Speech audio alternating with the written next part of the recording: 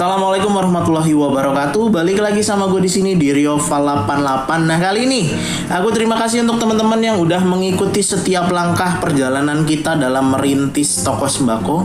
Nah, di video sebelum-sebelumnya kita udah membahas secara detail ya produk-produk apa aja yang udah kita belanjain, yang udah kita beliin. Teman-teman sudah mengikuti langkahnya. Nah, kali ini kita sampai di tahap final kita tentang belanja total semuanya. Kalau misalkan kita mau mendirikan toko sembako, nah kita beresin dulu mindset kita, karena ini perbandingannya antara kita beli motor baru atau kita mengalokasikannya menjadi kita jadi seorang juragan gitu loh.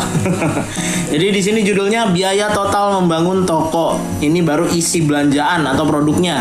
Tidak termasuk kendaraan operasional, tidak termasuk renovasi jika ada. Jadi kalau yang ini teman-teman manfaatin aja garasinya, pintu jendelanya, pokoknya apa aja yang bisa dimanfaatin dari rumah itu nggak usah dirubah-rubah dulu. Kita isi aja dulu barang-barang dulu. Tidak termasuk alat rak dan sebagainya. Ini manfaatin aja yang ada di rumah. Jadi pokoknya kita seefisien mungkin, melangkah sebagus mungkin, tidak tergesa-gesa, tidak langsung biaya brok langsung banyak, enggak di sini. Nah, perhitungan biaya total kita adalah langsung di produk utama, yaitu air, gas, telur, dan beras. Total biaya semuanya adalah 5 juta dan 10 juta. Detailnya bagaimana ada di video sebelumnya. Pokoknya dari 8 sektor ini semuanya udah ada perinciannya di video sebelumnya.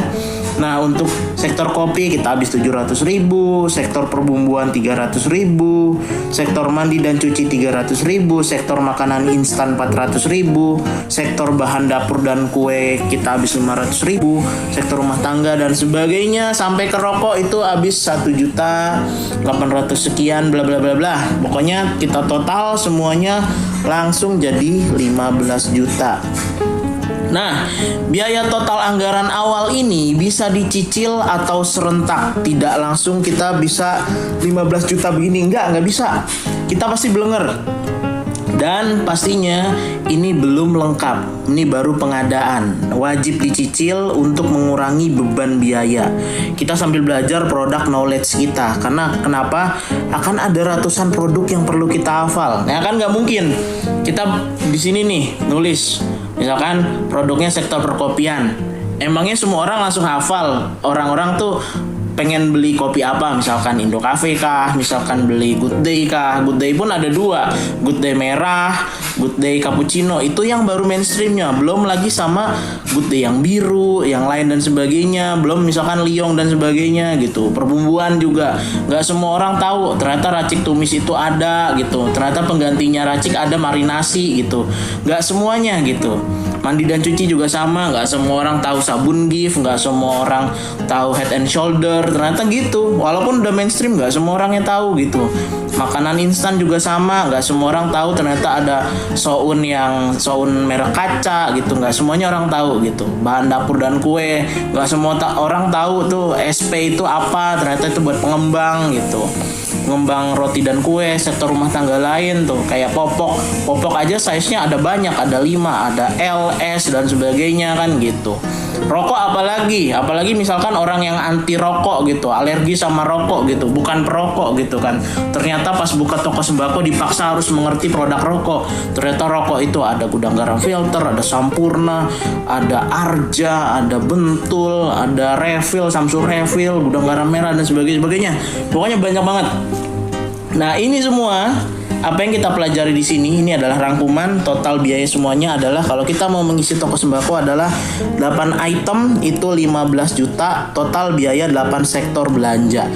Nah, cuman kita tekankan lagi ini semua bisa dicicil. Tapi kalau kita udah mampu banget bisa serentak mangga. Perbandingannya adalah 15 juta kamu dapat motor baru, Honda Beat baru, atau kita menjadi seorang juragan.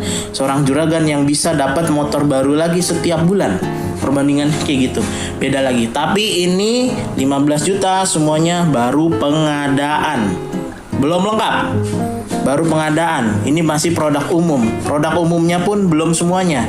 Jadi masih banyak yang perlu kita pelajarin lagi. Nih kalau misalkan lengkap banget, setidak-tidaknya 2 kali lipatnya lah, 30 juta gitu. Tapi kalaupun misalkan kita bisa berkembang, itu seenggak-enggaknya 60 juta. Wah, kita udah canggih banget. Itu jadi toko sembako yang canggih banget lah itu. Biaya 60 juta itu. Tapi kalau misalkan kita mau jadi retail besar-besaran, otomatis biaya 15 juta ini jadi 10 kali lipatnya. Jadi 150 juta. Setara kita kayak punya Alfamart gitu. Jadi yang paling penting di sini adalah kita ngebenahin dulu mindset kita.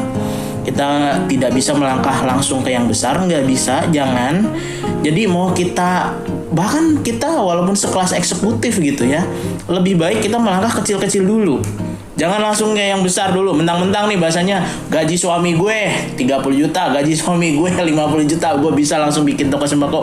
Enggak kayak gitu. Kita akan langsung dihadapkan banyak masalah karena ini 8 sektor ini punya masalahnya masing-masing. Jadi lebih baik kita melangkah pelan tapi stabil, kita ngerti seluk-beluknya. Nanti begitu kita udah nemu celah baru deh kita ngebut. Oke, sampai di sini untuk biaya total membangun toko sembako. Masih banyak topik-topik yang akan kita bahas. Selamat berbisnis untuk teman-teman semua. Selamat berbahagia. Sampai di sini. Bye bye.